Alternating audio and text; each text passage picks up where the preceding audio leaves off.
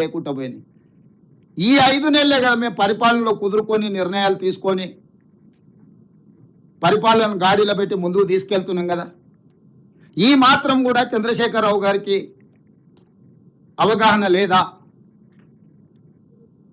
హరీష్కు కేటీఆర్కు లేకపోవచ్చు, ఎందుకంటే వాళ్ళకు చిన్నపిల్లల మనస్తత్వం, అవతల దగ్గర మంచి ఆటబొమ్మ ఉంటే మన దగ్గర లేదంటే దాన్ని ఇరగొట్టాలన్న ఆలోచన పిల్లలలో ఒక చిన్న తెలియని సాడిస్టిక్ ప్లెజర్ ఉంటుంది.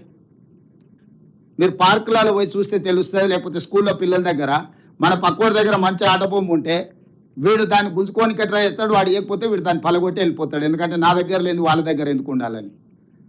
హరీష్కు కేటీఆర్ గారికి సాడిస్టిక్ ప్లెజర్ ఉండొచ్చు. మాకు లేని అధికారం వీళ్ళ దగ్గర ఎందుకు ఉండాలి, బట్టి గారి దగ్గర ఎందుకు ఉండాలి, రేవంత్ రెడ్డి దగ్గర ఎందుకు ఉండాలి, పొంగులేటి శ్రీనివాస్ రెడ్డి దగ్గర ఎందుకు ఉండాలి, ఉండొద్దు. దాన్ని ఎట్లో గట్ల ఇరగొడదామో పలగొడదామో అని వారికి ఆలోచన ఉండొచ్చు, ఎందుకంటే అట్లాంటి దుందుడుకు స్వభావం ఒక వయసులో ఉంటుంది. కానీ అన్ని అనుభవాలు ఉన్న చంద్రశేఖరరావు గారు వాళ్ళను పిలిచి కూర్చోబెట్టి తప్పు అని చెప్పాలి కదా. మీరు అందరు తల్లిదండ్రులు మీ పిల్లలు పడిపోయి తప్పు చేస్తే మీరు టీచర్ పిలిచి మీ పిల్లవాడు ఇట్లా చేస్తుండే మీరు మీ పిల్లలకి మీరు మంచి చెప్పుకుంటలేరా? నేను నా మనవాడికి చెప్తుంటా, స్కూల్లో పోయి ఏదన్నా ఇట్లా అట్లా చేస్తే అట్లా చేయద్దా, తప్పు నాన్న, సమాజంలో మనం మంచిగా ఉండాలి, మనం ఇతరులకు కష్టం నష్టం కలిగి చేద్దాం నేను నా మనవాడికి చెప్తున్నా. మీరు మీ పిల్లలకి చెప్పాలి కదా చంద్రశేఖరరావు గారు అని నేను అడుగుతున్నా.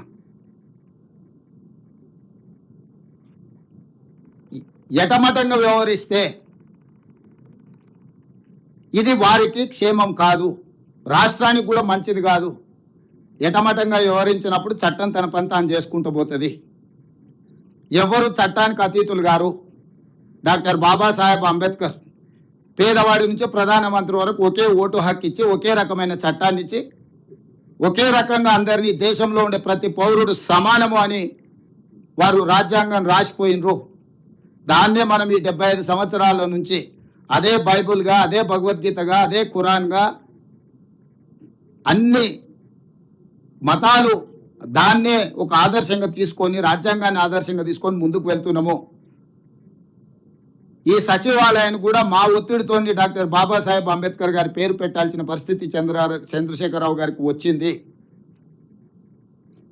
అక్కడ కూర్చొని నేను చెప్తున్నా, ఈ తెలంగాణ రాష్ట్రము 29 రాష్ట్రాలలో ఒక మంచి సాంప్రదాయాలు ఉన్న రాష్ట్రంగా తీర్చిదిద్దుదాము. మా ప్రభుత్వము మిమ్మల్ని గౌరవిస్తుంది, ప్రతిపక్ష నాయకుడిగా గుర్తిస్తుంది. మీరు మీ బాధ్యత నెరవేర్చండి. ఒకవేళ మీకు ఏదన్నా మమ్మల్ని కుర్చీలలో చూడడం మీరు నామోషిగా ఒకవేళ మీరు ఫీల్ అయితే కొంతకాలం మమ్మల్ని స్వేచ్ఛగా పనిచేయనియండి. ప్రతిరోజు మీరు చేసే తప్పులను, ఈ తప్పులను సరిదిద్దడం పక్కన పెడితే ఆ అప్పులను మోయడానికి నడువొంగిపోతుంది. రాష్ట్రం మొత్తం ప్రజల ఉద్యోగస్తులకు 6,500 కోట్లు జీతభత్యాలు ఇస్తే ఆయన చేసిన అప్పులకు అసలుకు మిత్తికి 6,500 కోట్లు ప్రతి నెల కట్టాల్సి వస్తుంది. మేము చేసిందే 52,000 కోట్ల అప్పులని మేము విడుదల చేస్తే 1,00,000 కోట్ల అప్పులు చేసిందని బుకాయిస్తాడు. అంటే ఇట్లాంటివన్నీ కూడా ప్రతిపక్ష పార్టీగా మీకు మంచిది కాదు. మీరు 10 సంవత్సరాలు ప్రభుత్వంలో ఉన్నారు. మీరు ఈ 10 సంవత్సరాల పరిపాలనలో మీరు చేసిన తప్పులను సవరించుకుంటూ, మీరు చేసిన అప్పులను కట్టుకుంటూ పరిపాలన గాడిన పెట్టాలనుకుంటున్నాము. ఈరోజు ఇందిరమ్మ ఇల్లు కేటాయించడం ద్వారా, అదేవిధంగా ప్రతి మండల కేంద్రంలో ఒక మోడల్ హౌస్ కట్టడానికి అనుమతి ఇస్తున్నాం. ఎందుకంటే ఏ విధంగా కట్టుకోవచ్చు, ఒక మోడల్ హౌస్ ప్రతి మండల కేంద్రంలో కడితే పేదలు వచ్చి ఆ మోడల్ హౌస్ను చూసుకున్నారనుకో, ఎందుకంటే వాళ్ళకి స్వేచ్ఛ ఇచ్చిన వాళ్ళు కట్టుకోవడానికి. అదే సందర్భంలో మండల కేంద్రంలో ఒక మోడల్ హౌస్ కడతాం, ఇందిరమ్మ మోడల్ హౌస్. దాన్ని చూడడం ద్వారా వాళ్ళు ఎట్లా ప్రతి ఇంచ్ ఎట్లా ఉపయోగించుకోవచ్చో, ప్రతి ఇంచ్ వాళ్ళ ఇంట్లో వాళ్ళు ఎట్లా వినియోగించుకోవచ్చో, వాళ్ళ కిచెన్ కానీ, బెడ్రూమ్ కానీ, అటాచ్డ్ బాత్రూమ్ కానీ, హాల్ కానీ ఏ రకంగా మెటిక్యులస్గా డిజైన్ చేయించవచ్చో, మంచి సాంకేతిక నైపుణ్యం ఉన్న ఆర్కిటెక్ట్స్తో కొన్ని డిజైన్ చేసినాం. ఇక్కడ డిజైన్స్ కూడా మేము ముందర డిస్ప్లే చేసినాం. వాటిని చూసుకోవడం ఇట్లానే కట్టాలనే నిబంధన లేదు, కానీ ఎట్లా కట్టుకుంటే బాగుంటుందో కూడా ఒక మోడల్ హౌస్ ప్రతి మండల కేంద్రంలో నిర్మించాలని నిర్ణయం తీసుకున్నాం. నిరుపేదలకు ఎవరైనా మండల కేంద్రానికి వచ్చినప్పుడు ఆ మోడల్ హౌస్ను చూసుకొని పోయే విధంగా ఏర్పాటు చేస్తాం. ఇది ఒక మంచి కార్యక్రమం. మిడ్మానేరు ప్రాంతానికి కేసీఆర్ గారు అల్లుడు. సిరిసిల్ల రాజన్న వేములవాడ పోయినప్పుడు మాట ఇచ్చిండు, మీ ముప్పు గ్రామాల అల్లుడే ముఖ్యమంత్రి అయ్యాడు, మీకు ఇస్తున్నాం ఇండ్లు అని. ఇవ్వలే. కానీ నేను ఇచ్చిన 5,000 ఇండ్లు మన పోయి. అంటే వారు చెయ్యలేని విషయాలను మేము పరిష్కరిస్తున్నాము. మేమేం గొప్పగా కూడా చెప్పుకుంటలేము, బాధ్యత అనుకుంటున్నాం. గొప్పల కోసం చెప్పడం లేదు. బాధ్యతను మేము ఏ విధంగా నిర్వహిస్తున్నామో మీకు అందరికీ వివరిస్తున్నాము. మా బాధ్యతను మమ్మల్ని నెరవేర్చనియండి. మొదటి సంవత్సరం ఉత్సవాలలో మీరు పాల్గొనండి. వారికి ఈ వేదిక మీద నుంచే పొన్నం ప్రభాకర్ గారికి సూచన చేస్తున్న ప్రోటోకాల్ ఆఫీసర్స్ కూడా కల్వకుంట్ల చంద్రశేఖరరావు గారు సమయం తీసుకొని ప్రధాన ప్రతిపక్ష నాయకుడు, అదేవిధంగా భారతీయ జనతా పార్టీ అధ్యక్షుడు కేంద్ర మంత్రి కిషన్ రెడ్డి గారికి, బండి సంజయ్ గారికి ప్రత్యేకంగా పొన్నం ప్రభాకర్ గారే ప్రోటోకాల్ ఇన్ఛార్జ్ కింద మినిస్టర్గా వారు వెళ్ళి వారికి ప్రత్యేకంగా ఆహ్వాన లేఖలు అందించి ఈ కార్యక్రమంలో పాల్గొని, ఎందుకంటే ఈ పండుగ అందరి పండుగ, ఇది ఒక కాంగ్రెస్ పార్టీతో ఇంకోరిదో కాదు. ఈ ప్రభుత్వం అందరిది, ఈ సంక్షేమం అందరిది, ఈ రాష్ట్ర అభివృద్ధి అందరిది. ఇందులో అందరూ భాగస్వాములు కావాలి.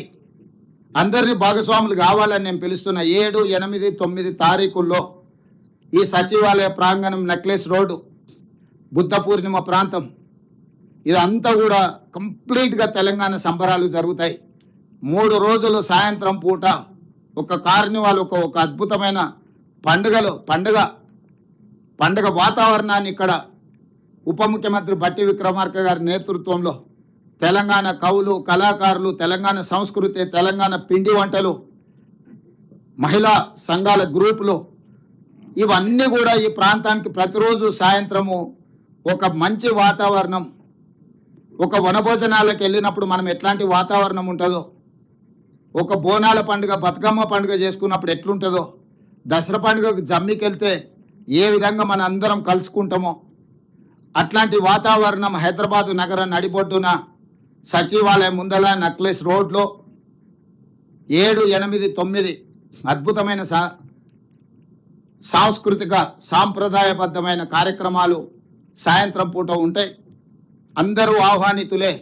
తెలంగాణ వాళ్ళే కాదు, ఇతర రాష్ట్రాలు, ఇతర దేశాల వాళ్ళు కూడా మన సంస్కృతిని, సాంప్రదాయాలను, మన పిండి వంటల రుచులను చూడడానికి ఇక్కడికి రావచ్చు.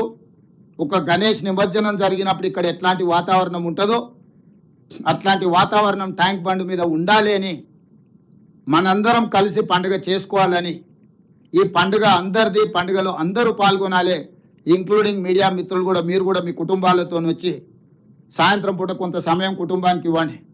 ఎప్పుడు ఉద్యోగం చేసుడు, స్క్రోలింగ్లు పెట్టుడు, బ్రేకింగ్ న్యూస్లు పెట్టుడు, ఈ టెన్షన్ నుంచి కొంత బయట పడండి. ఎప్పుడు టెన్షన్లు ఉంటే ఆరోగ్యం తొందరగా దెబ్బతింటుంది.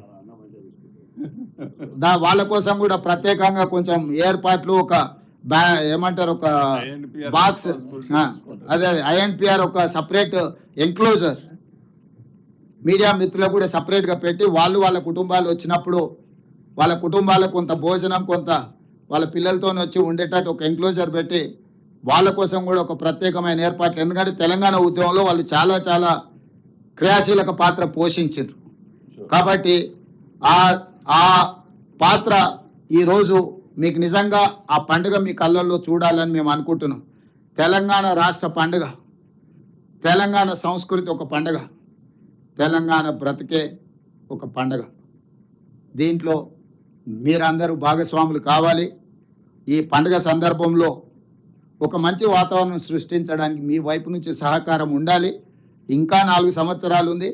ఏమైనా విషయాలు ఉంటే చర్చించుకుందాం. 9 తారీఖు తర్వాత అసెంబ్లీ ఉంటుంది. అసెంబ్లీలో కూడా చర్చలు చేసుకుందాం, సమస్యలను పరిష్కరించుకుందాం. అన్ని రకాలుగా మీ అందరి సహకారాన్ని కోరుకుంటూ ఈ ఇందిరమ్మ ఇండ్లు గ్రామాలలో పండుగ చేసుకోవాల్సింది.